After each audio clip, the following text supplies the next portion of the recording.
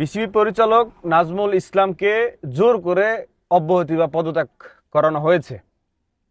এর তীব্র নিন্দা ও প্রতিবাদ জানাই। সেই সাথে আমরা এটা বলতে চাই যে আমরা কোনো দালালের জয় হতে দিব না। আমরা দালালের জয় জুলাই আগস্টেও হতে দেই নাই। জীবনের বিনিময়ে আমরা দালালকে হটাইছি। এখন ক্রিকেট মাঠের ভিতরে যে দালাল থাকবে সেই সুযোগ কিন্তু আমরা দেব না।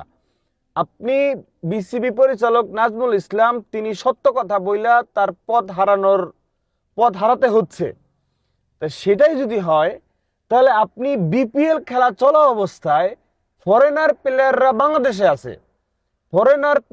বাংলাদেশে আছে, বাংলাদেশে থাকা অবস্থায় আপনি এই বিপিএল এর ভিতরে যে ক্যাচাল বাজাইলেন, ফরেনার প্লেয়ারদের সামনে যে দেশের সম্মান নষ্ট করলেন, এবং আজকে যে খেলা শত শত মানুষ, হাজার হাজার মানুষ টিকিট কাটছে, ঢাকার বাইরের জেলা থেকে, বিভাগ থেকে, শহর থেকে ঢাকাতে খেলা দেখতে আসছে, এই মানুষগুলোকে যে ভোগান্তি দিলেন এবং তাদের টাকার অর্থের খেলা দেখার যে সুযোগ, যে সিচুয়েশন সেটা যে করলেন না, সেটা যে নষ্ট করলেন।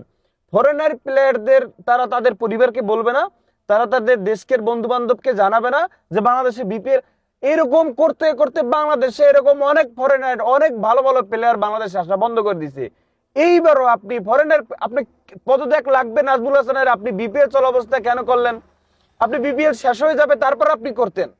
আপনি ফরেনার প্লেয়ারদের থাকা অবস্থায় যেহেতু দেশের সম্মান আপনি নষ্ট করলেন, সেহেতু এই মাঠ, ক্রিকেট মাঠ, মিরপুর মাঠ, বাংলাদেশের যত ক্রিকেট মাঠ, জাতীয় দলের প্লেয়ার হোক আর সে দালাল হলেই হচ্ছে, দালালদের মাঠের ভিতরে কোনো ধরনের ঠাঁই নাই। এইবার আসেন আপনি জোরপূর্বক পদত্যাগ করালেন, ভালো কথা, আপনার অনেক হ্যাডাম। দেশের ভিতরে আপনি বিদেশি শক্তির প্রয়োগে আপনি কিসের ইন্ধনে, কিসের দালালের, স্বৈরাচারের সহযোগিতা করতে গিয়ে যে আপনি পদত্যাগ করানোর চেষ্টা করলেন না। আমি খালি চিন্তা করি যে এই যে দালালটার পাশে যে ভালো ভালো যে ছেলেগুলা, ধরেন মোস্তাফিজ বলেন, লিটন বাবা বলেন, এই হচ্ছে গিয়া সোহান ভাই বলেন, এই হচ্ছে গিয়া আপনার মেহেদী হাসান মিরাজ বলেন, তাসকিন আহমেদ বলেন, আরো এটা ওই যে শামীম ইসলাম, ছোট করে ছেলেটা। এখন ছেলেটা বলতে আমার এরা অনেকেই আমার সিনিয়র, কথার বাজে যেভাবে জোশের সেইভাবে বলতেছি। এই যে ভাই ব্রাদার গুলো, এই যে প্লেয়ার গুলো, এগুলো তো এস্টাবলিশড প্লেয়ার, এগুলো তো ভালো প্লেয়ার, এগুলোর মাইন্ড ভালো, এগুলোর মস্তিষ্ক ভালো। এই প্লেয়ার গুলো আমার লজ্জা হয় যে এই প্লেয়ার গুলো দালালের পাশে যে কেন বসছে। এই প্লেয়ার গুলোর মস্তিষ্ক শেষ। লিটন একটা ক্লাসিক্যাল প্লেয়ার, মাথার ব্রেন ভালো, মানে একটু বুঝদার ছেলে। তাসকিন কি দেশের মানুষের দেশকে ভালোবাসে, মুস্তাফিজ এই দেশের মানুষকে ভালোবাসে, সোহান এই দেশের মানুষকে ভালোবাসে, মেহেদী হাসান মিরাজ মানুষ তাকে ভালোবাসে। এই মানুষগুলোর মস্তিষ্ক কেমনে বিক্রি হয়ে গেল আমি ঠিক বুঝলাম না। দালালের পক্ষ নেওয়ার জন্য দালালের পাশে যাওয়ার গিয়ে বসছে। ভালো কথা, বসেন ভাই, যেহেতু মাতা দালালের সাপোর্ট যদি করবেন করেন। আমরাও স্পষ্টভাবে বলে দিতে চাই, আমরা ক্রিকেট বাদ দিয়ে ফুটবলকে এখন থেকে সাপোর্ট করব, ফুটবলকে আমরা প্রমোশন করব। বিসিবি পরিচালক নাজমুল ইসলাম, সত্য কথা ভাল লাগবে না, আপনারা বেতন নিবেন, আপনারা বলেন সরকারের বেতন আপনারা নেন না, দেশের টাকা তো নেন আপনারা নাকি? দেশের টাকা নেন, দেশের মানুষের কথা আপনাদের ভাল লাগবে না, আপনার পরিচালকের কথা, সত্য কথা সেটা আপনি হজম করতে পারবেন না, সেহেতু তার পদত্যাগ আপনারা চাইবেন। আপনাদেরকে কারা স্পন্সর দেয়, সেই কোম্পানির প্রোডাক্ট পণ্যকে আমরা বয়কট করব। যাবেন কোথায় বলেন? ভারতে আপনার পাশের দেশে গিয়ে খেলতে আপনার ভালো লাগবে? পাশের দেশ আমাদের সাথে যেভাবে ইনসাফ করে না, অন্যায় অনিয়ম জোর জুলুম করে আসতেছে, আপনার সেখানে গিয়ে খেলতে হবে। সেই ইস্যু আপনার ডট বাবার ইতিহাস নিয়ে আপনি তার ইন্ধনে, তাদের ইন্ধনে আপনি দালালগিরি করবেন।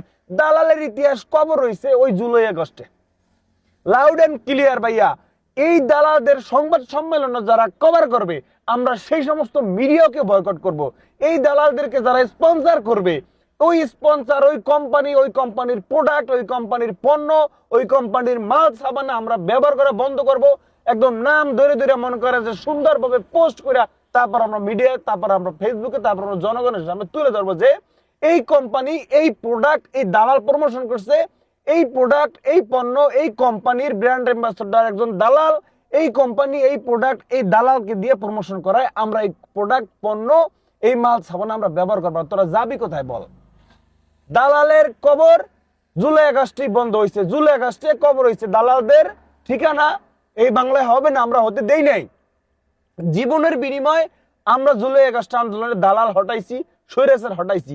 এখন এসে তোমরা দালালের সাপোর্ট করবা, দালালের গান গাবা, দালালকে ভালোবাসবা, এই বাংলাদেশের মাইন্ড, মানুষ যেটা চায়, জনসাধারণ যেটা চায়, সেটা তোমরা পক্ষে কাজ করবে না, তোমরা কেমনে সামনে আগাও, তোমরা কেমনে ক্রিকেট খেলতে যাও, তোমরা কেমনে স্পন্সর পাও, তোমরা কেমনে বাংলাদেশের জার্সি পারো, তোমরা বাংলাদেশের জার্সি পড়তে পারবা, বাংলাদেশের সাথে আবার তোমরা বেমিনি করবা, বাংলাদেশের যারা শত্রু, বাংলাদেশের বিপক্ষে যারা কাজ করে, বাংলাদেশের কোনটা যারা চাইবে ধরে, বাংলাদেশের জার্সি গাই দিয়ে তোমরা আবার তাদের দালালি করবা, সাপোর্ট করবা, সেটা হবে না ভাইয়া। সেটাই আগের বাংলাদেশ শেষ। কথা বলার মানুষ এখন তৈরি হয়েছে, কথা বলার লোক এখন তৈরি হয়েছে। এখন ওই দুনুপুনু করার সময় নাই, এখন ওই ভয় পাওয়ার সময় নাই, এখন কেউ ভয় পায় না। তোমরা মানুষের সিম্পিতি নিয়ে খেলবা, মানুষ টিকিট কাটছে, খেলা দেখতে আসছে, সেখানে এসে এখন তোমরা আলটিমেটাম দেবা, পদত্যাগ না করলে খেলবো না। তোর পদত্যাগের খেলার সাথে কি সম্পর্ক বেটা দালাল? তোর জন্য টিকিট কাটছে না, তোর খেলার জন্য, ম্যাচের জন্য, ভেনের জন্য টিকিট কাটছে না, তুই তাদেরকে খেলা উপহার দিলি না কেন? তুই আগে খেলতি, খেলার পর তোর সন্ধ্যার পর তুই বাসায় যাইয়া সংবাদ সম্মেলন করতি, তারপর তুই পদত্যাগ চাইতি। তুই এই মানুষগুলো যে খেলা দেখতে আসছে, টাকা দিয়ে যে টিকিট কাটছে, সেটার জন্য তুই কি দিলি? এখন যদি সবাই মিলে যায় তোর বাসার ইট খোলে, তখন তুই তো আব্বা আব্বা করবি আইসা। এই বাংলাদেশে, আমার সোনার বাংলায় দালালদের ঠাঁই নেই, দালালদের কবর রচনা হয়ে গেছে জুলাই আগস্ট আন্দোলনে। ক্রিকেট মাঠে কোনো দালাল থাকতে পারবে না। নট অনলি ক্রিকেট মাঠ, বাট অলসো হোল বাংলাদেশ আমরা দালাল মুক্ত চাই, আমরা দালাল মুক্ত করব ইনশাআল্লাহ।